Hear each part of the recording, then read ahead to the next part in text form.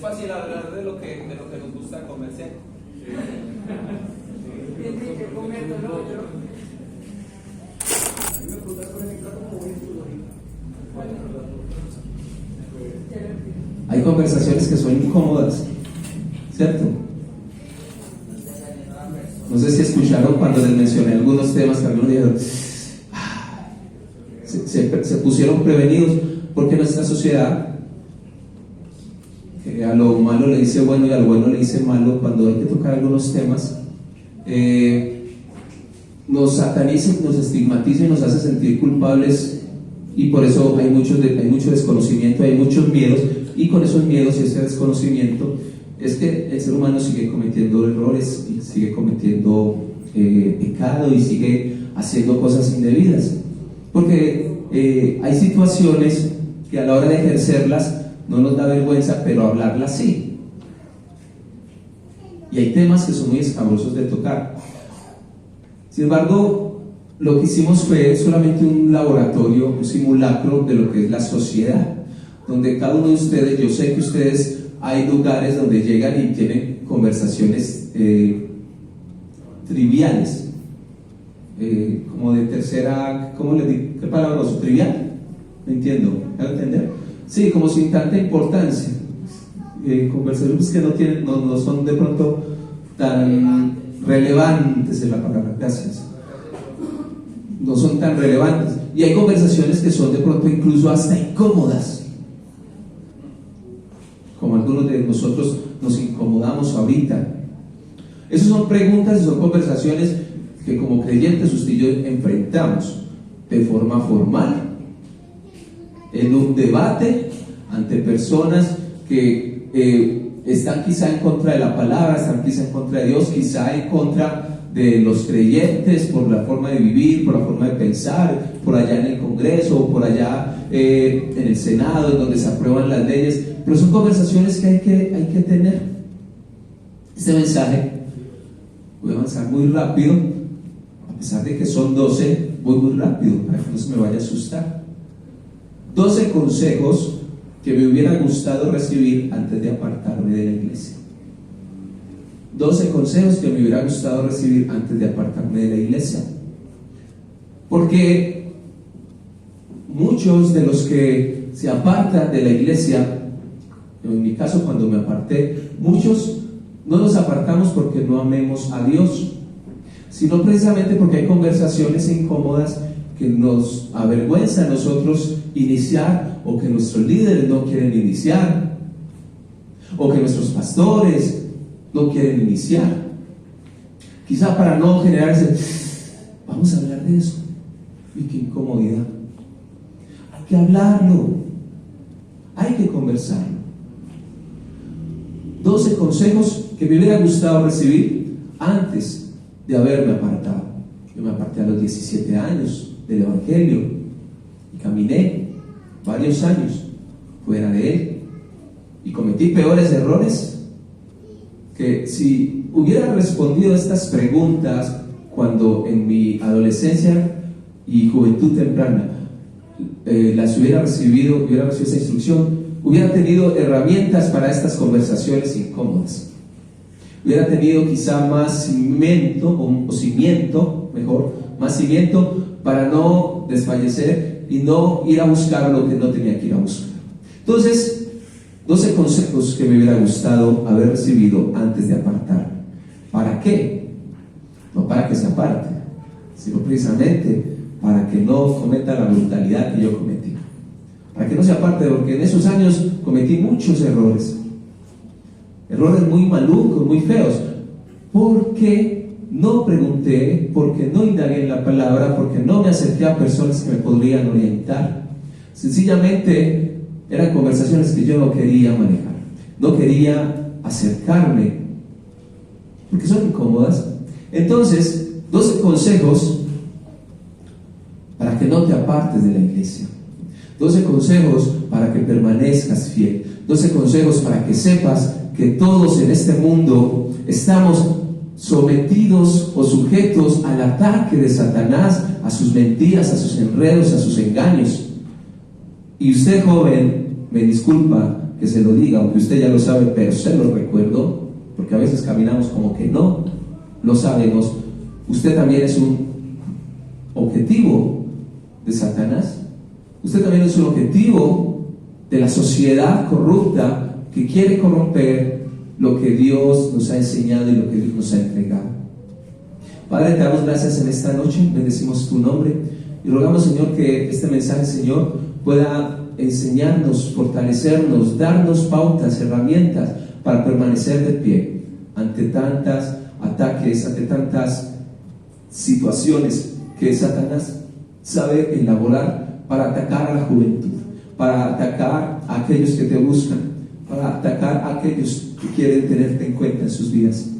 Te bendecimos y Espíritu Santo de Dios rogamos para que seas tú en medio de nosotros ayudándonos, en el nombre de Cristo Jesús. Amén, amén. Entonces, cada generación, durante todas las generaciones, han enfrentado diferentes desafíos, han enfrentado diferentes batallas. Mayormente aquellos que quieren hacer una vida, llevar una vida contraria al mundo, llevar una vida alineada a lo que Jesús nos instruye, de que no pongamos nuestros ojos en las cosas del mundo, sino en las cosas celestiales y eternas. Entonces, las juventudes siempre van a tener batallas. Ustedes seguramente tienen muchas batallas, muchas luchas. Y lo confuso no es batallar. Lo confuso es tú no saber de qué lado estás en la batalla. Porque en la iglesia te enseñan algo, pero en la sociedad te enseñan otra cosa totalmente contraria. Y lo dicen expertos, lo dicen profesionales, lo dice gente muy preparada allá afuera que está en contra de las cosas de Dios y lo argumentan de una manera que uno que es creyente, uno dice, hombre, hasta tiene la razón. Pero después vuelvo a la palabra y digo, no, espere, ahí no hay raciocinio que puede irse en contra del Creador del cielo y de la tierra y de lo que Él ha establecido que es bueno. Pero las herramientas que yo creo que usted se lleve son herramientas que no se van a quedar en un cuaderno anotadas, porque seguramente las necesitó esta semana, quizá incluso hoy las necesitó en contextos con sus amigos, con sus compañeros de universidad o de colegio, o incluso, porque hasta eso ha llegado a nuestra sociedad, en nuestras familias, internamente, en el seno de nuestros hogares, ya se manejan conversaciones defendiendo lo indefendible, defendiendo lo que está en contra de Dios, haciendo a Dios mentiroso para el hombre en sus pasiones, deleites, deseos y orgullo e individualismo y humanismo y todo lo que el hombre compete cuando se aleja de Dios, para que el hombre sea respaldado por sus argumentos, pero no por la realidad. Una cosa es que algo se esté haciendo común. Una cosa es que se haga común que abortan los niños, una cosa es que se haga común el homosexualismo, una cosa es que se haga común ¿cómo se llama el feminismo extremo, que lo veamos por todas partes, y otra cosa es que eso sea normal. No le podemos dar a lo común el privilegio de lo normal, que algo lo estén haciendo todos, o muchos, o la mayoría, o incluso por ley sea aprobado, no quiere decir que sea lo que es bueno, o lo que es normal, o lo que es lógico incluso. Porque no quiero profundizar ahí en ese tema, pero vemos gente hasta enamorada de un árbol. Y ojalá les dure el matrimonio. Pero gracias a Dios no se van a multiplicar. Un árbol no concibe con un ser humano. Pero ese no es el peligro. ¿Por qué hicimos estas conversaciones? Porque el peligro no es que esta persona que tiene ese pensamiento de que el árbol es su esposo o de que una escoba es su esposa. Ese no es el problema. El problema es que a pesar de que genéticamente no se pueda multiplicar, ideológicamente sí pueden trastornar la comunidad, la sociedad y a las personas, incluso a la iglesia. Hay personas preparadas, muy preparadas en la palabra del Señor, que aprueban el aborto. Hay personas que predican desde el altar que aprueban el matrimonio homosexual. Hay iglesias donde gobierna la cacica. Hay tantas situaciones que incluso se han metido a la iglesia por falta de conocimiento. No sé si algunos de ustedes estuvieron en el último mensaje, que eran unos avioncitos que se iban cayendo, que en la medida que usted no respondiera, el avión se iba a ir en picada. Pero si usted respondía a la pregunta, el avión seguía volando. Hablábamos del conocimiento, la importancia del combustible, del conocimiento. Su equipo ganó. Entonces el conocimiento es muy importante. Conocimiento es muy importante. Entonces el primer consejo es acerca de la identidad y el propósito. El primer consejo que me hubiera gustado haber escuchado es la identidad. Tu identidad en Cristo es descubrir quién eres en Cristo y cómo vivir según su verdad. La palabra del Señor nos dice en 2 Corintios 5:17 que de modo que si alguno está en Cristo, ¿quiénes están en Cristo? Espero que todos estemos en Jesús. ¿Qué sucede después de la coma? Cuando estamos en Jesús, nuevas criaturas somos. Lo que era ya es pasado, las cosas viejas pasaron y aquí todas son nuevas. Tú eres un hombre y tú eres una mujer nueva en Jesús.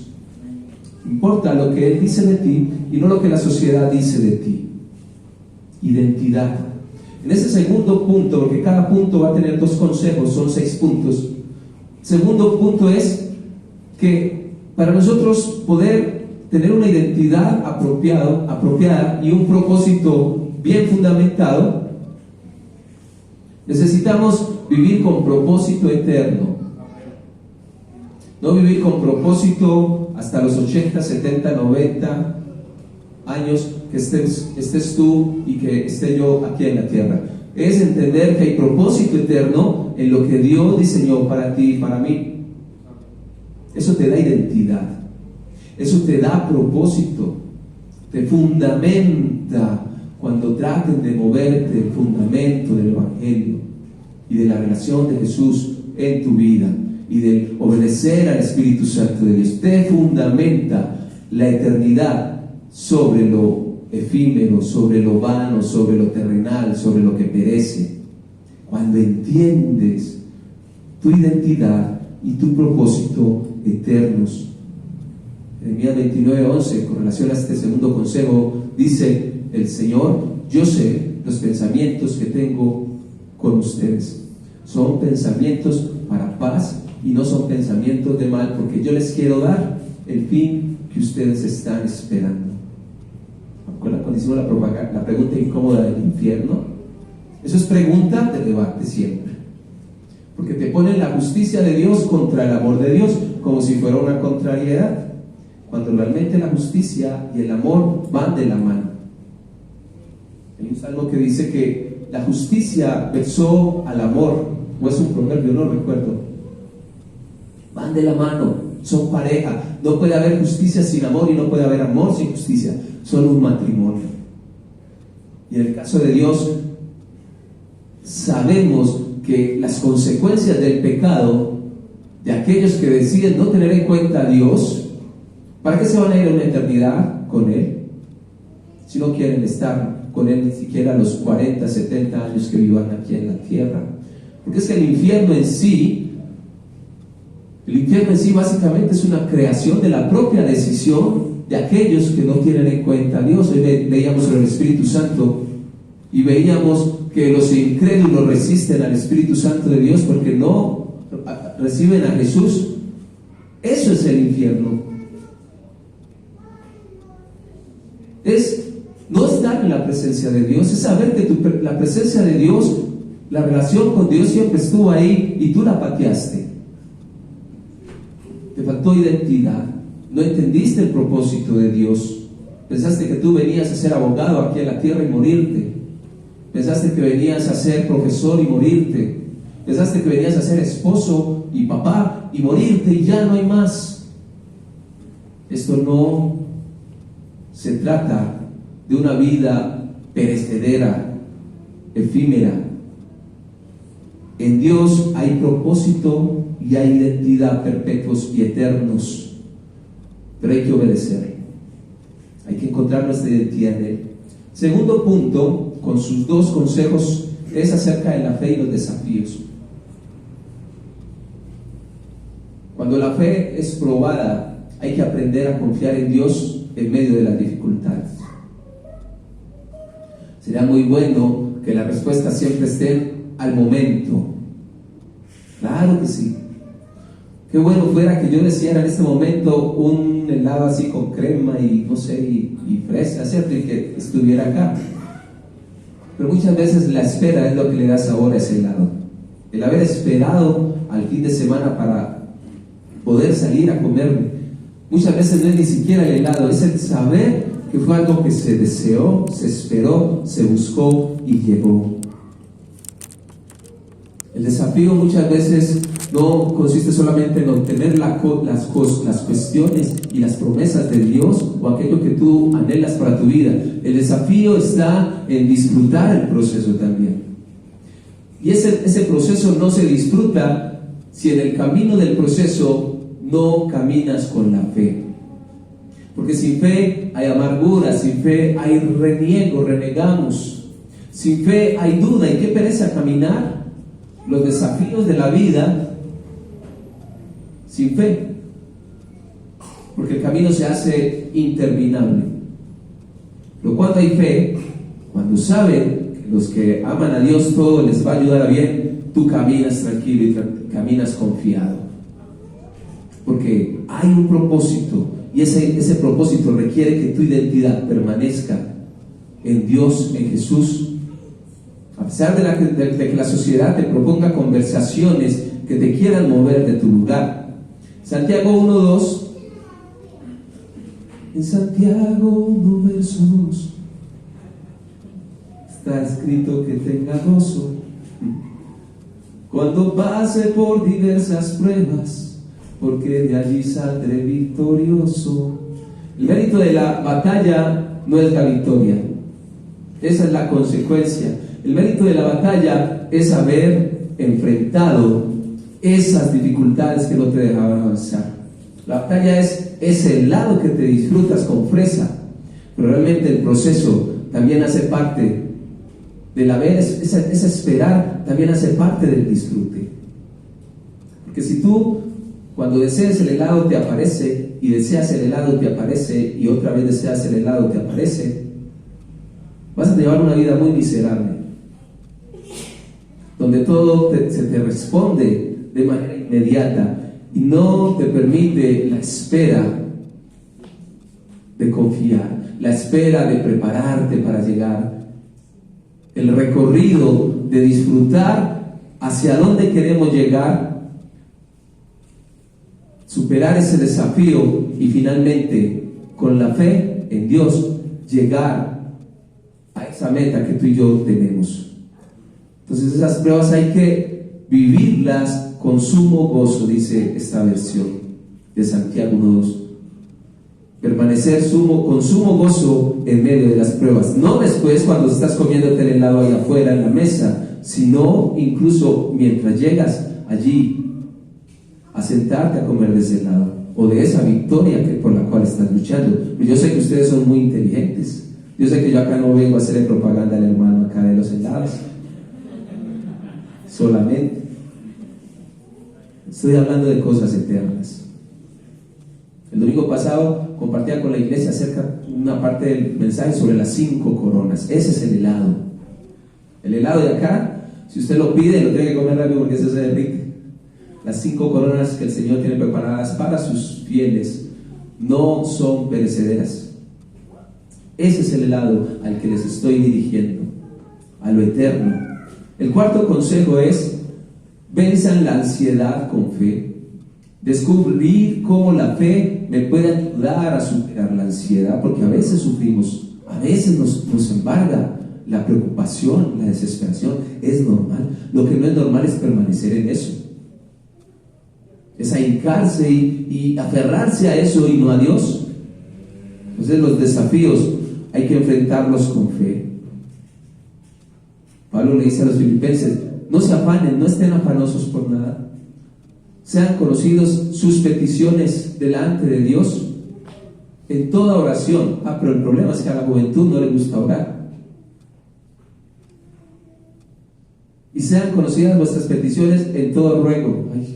como a poner a rogar, ni que no tuviera dignidad. Porque eso es lo que como jóvenes pensamos, que no necesitamos de Dios para enfrentar los desafíos. También Pablo dice, enfrenten esas situaciones con acción de gracias. ¿Cómo nos gusta ser ingratos? Somos a veces muy ingratos, que nos cuesta agradecerle al que vemos haciéndonos el favor. ¿Cuánto más a veces nos da dificultad agradecerle a Dios que no lo vemos?